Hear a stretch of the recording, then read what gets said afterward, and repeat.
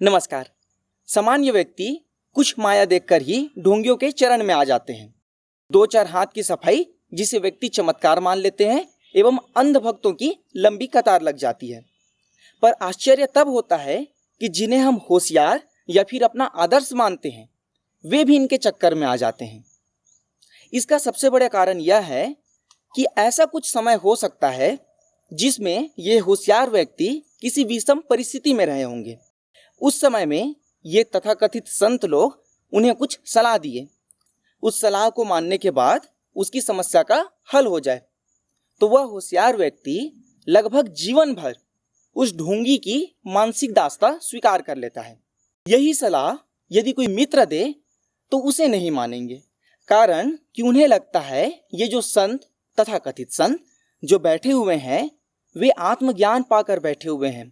उन्होंने कई पुस्तकें पढ़ी है, अतः वे ज्ञान के सागर हैं।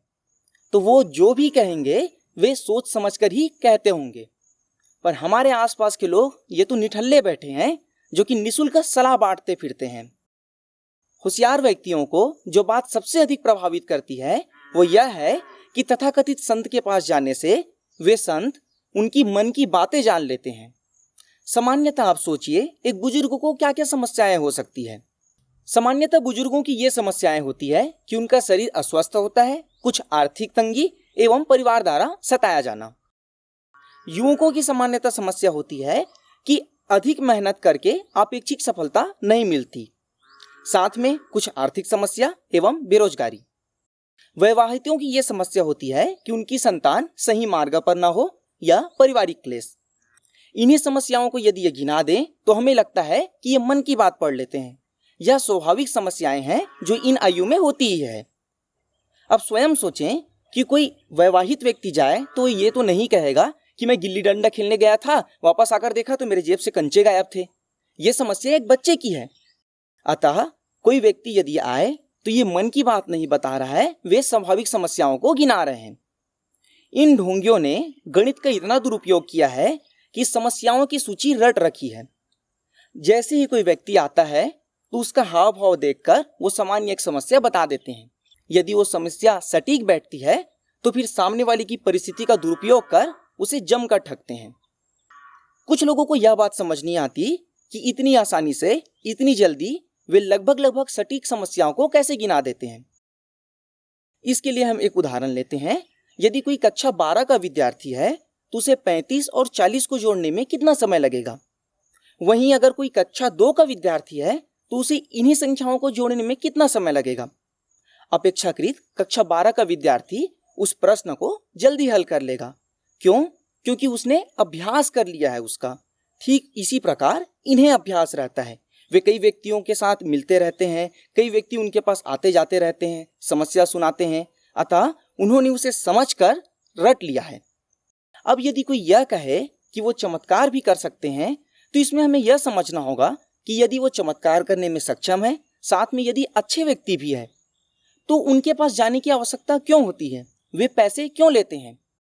यदि कोई कहे कि स्वयं के लिए पैसे लेना आवश्यक है तो आपको समझना होगा कि यदि स्वयं के लिए पैसे लेना आवश्यक है तो यदि वो दूसरों की समस्या चमत्कार से ठीक कर सकते हैं तो स्वयं के लिए पैसे क्यों नहीं बना सकते, या अपनी जो समस्याएं हैं उन्हें दूर क्यों नहीं कर सकते। फिर कुछ लोग कहते हैं कि यदि स्वयं के लिए चमत्कार करें तो चमत्कार की शक्ति चली जाती है। इसे समझते हैं, यदि कोई व्यक्ति उनके पास जाता है, उनकी समस्या अगर ठीक हो जाती है तो व्यक्ति उसे कुछ पैसे देता है। वो जो पैसे दे रहा है वो उस चमत्कार के बदले ही तो दे रहा है। अतः बात तो वही हुई कि वो व्यक्ति चमत्कार के बदले पैसे ले रहा है, तो उस अनुसार से तो उसकी शक्ति क्षीण हो जानी चाहिए। कुछ लोग यह कहते हैं कि प्यासे को कुएं के पास जाना होता है। यह बात यहाँ सही नहीं बैठती। आपको यह बात समझनी होगी कि सभी व्यक्ति तो उसके पास नहीं पहुंच सकते। क्या इसका अर्थ यह हुआ कि जो उनके पास नहीं पहुंच पा रहे उनकी कोई समस्याएं नहीं है, तो उनकी समस्याओं का हल कौन करेगा। तो यदि ये अच्छे व्यक्ति हैं तो जो उनके पास नहीं पहुंच पा रहे उनकी समस्याओं का भी चमत्कार से हल कर देना चाहिए, पर ऐसा तो नहीं होता।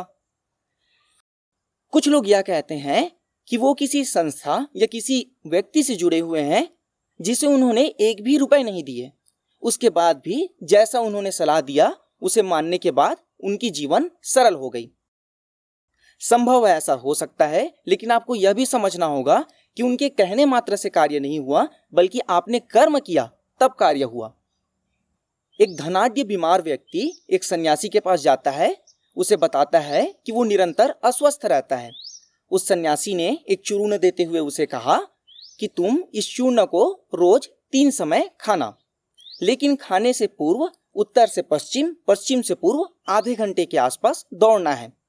2 महीने के बाद वो व्यक्ति वापस आया, बोला कि आपने जो चूर्ण दिया था उसे मैंने खाया, मैं लगभग स्वस्थ होने को हूँ, मुझे वो चूर्ण की और आवश्यकता है। उस सन्यासी ने कहा कि तुम चूर्ण के कारण स्वस्थ नहीं हुए हो, तुम दौड़ने के कारण स्वस्थ हुए हो।